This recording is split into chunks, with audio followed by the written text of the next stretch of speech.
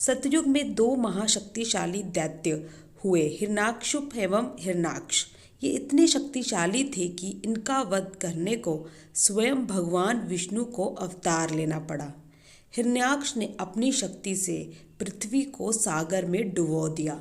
तब नारायण ने वाराह अवतार लेकर हिरण्याक्ष का वध किया। उसके दो पुत्र थे, अंधक एवं कालनेमी, जो उसके ही समान शक्तिशाली थे। जब तक उनके चाचा हिरण्याक्ष जीवित रहे, उन्होंने उनके संरक्षण में जीवन बिताया। किंतु जब नारायण ने हिरण्याक्ष को नरसिंह अवतार लेकर मारा, तब दोनों भाई ने प्रतिशोध लेने की ठानी। अंधक अपनी महान शक्ति के मद में आकर देवी पार्वती से धृष्टता कर बैठा और महारुद्र के हाथों मारा गया।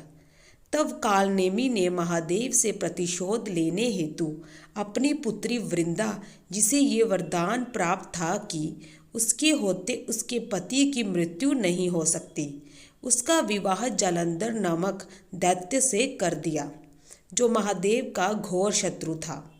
हालांकि वृंदा का अस्तित्व भी जालंधर को बचा नहीं सका और वो नारायण के छल के कारण भगवान शिव के हाथों मारा गया। जब कालनेमी को विष्णु के छल और अपनी पुत्री और दामाद की मृत्यु का समाचार मिला, तो उसने नारायण से प्रतिशोध लेने की प्रतिज्ञा की। परम पिता ब्रह्मा के मानस पुत्र मरीचि, जो प्रजापति होने के साथ साथ सप्त ऋषियों में भी एक थे, उनके 6 पुत्र हुए।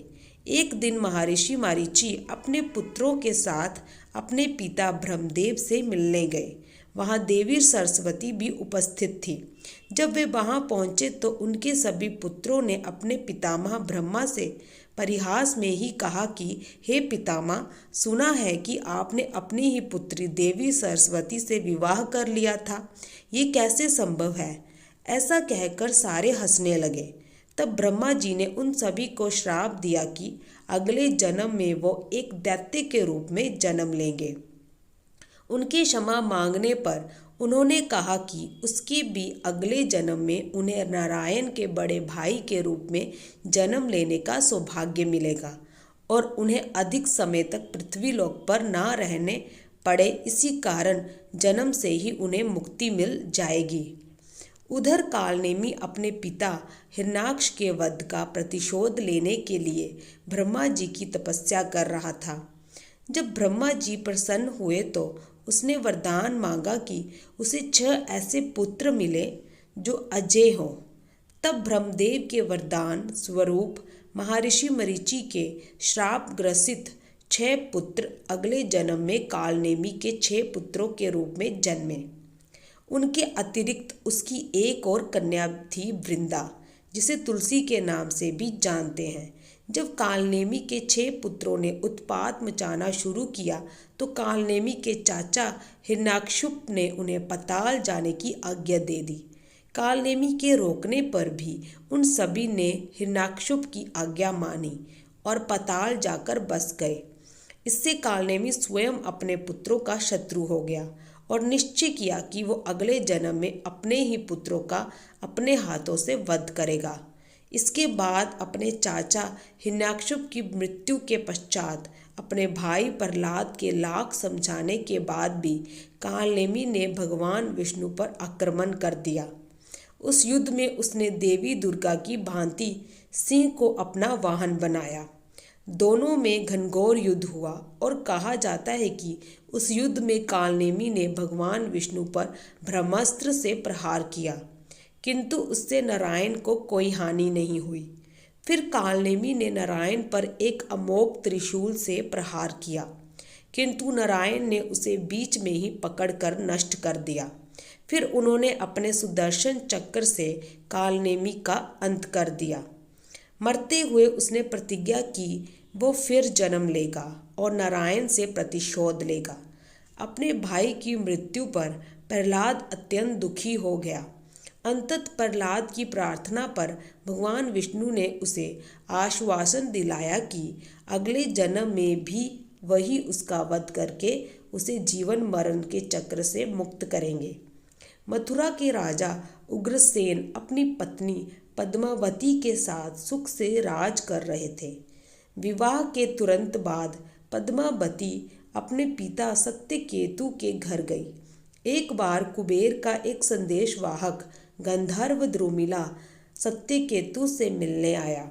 जब उसने पद्मावती को देखा तो उसके सौंदर्य पर मोहित हो गया। उसने छल से उग्रसेन का वेश बनाया और पद्मावती से मिलने आया। पद्मावती उसे अपना पति समझकर उसके साथ उसी प्रकार का व्यवहार करने लगी। थोड़े दिनों के पश्चात उसके पुत्र के रूप में कालनेमी ने नारायण से प्रतिशोध लेने के लिए जन्म लिया। उसका नाम कंस रखा गया। उसके जन्म के पश्चात देवऋषि नारद ने पद्मावती को गंधर्व के छल के बारे में बता दिया, जिससे उसे अपने पुत्र से घृणा हो गई। उसने अपने पति उग्रसेन को तो कुछ नहीं बताया, किंतु वो मन ही मन उसकी मृत्यु की कामना करने लगी। आगे चलकर कंस ने अपने पिता को कैद कर लिया और ये जानकर कि देवकी उस संतान को जन्म देगी जो उसके वध का कारण बनेगा, उसे भी कारावास में डाल दिया। बाद में उसे पता चला कि देवकी की 8वीं संतान के रूप में भगवान विष्णु जन्म लेंगे, तो उसने उसे मारकर अपनी प्रतिज्ञा पूरी करने की ठानी। देवकी के पहले 6 पुत्रों के रूप में कालनेमी के 6 पुत्र जन्मे, जिन्हें मारकर कंस रूपी कालनेमी ने अपनी प्रतिज्ञा पूर्ण की।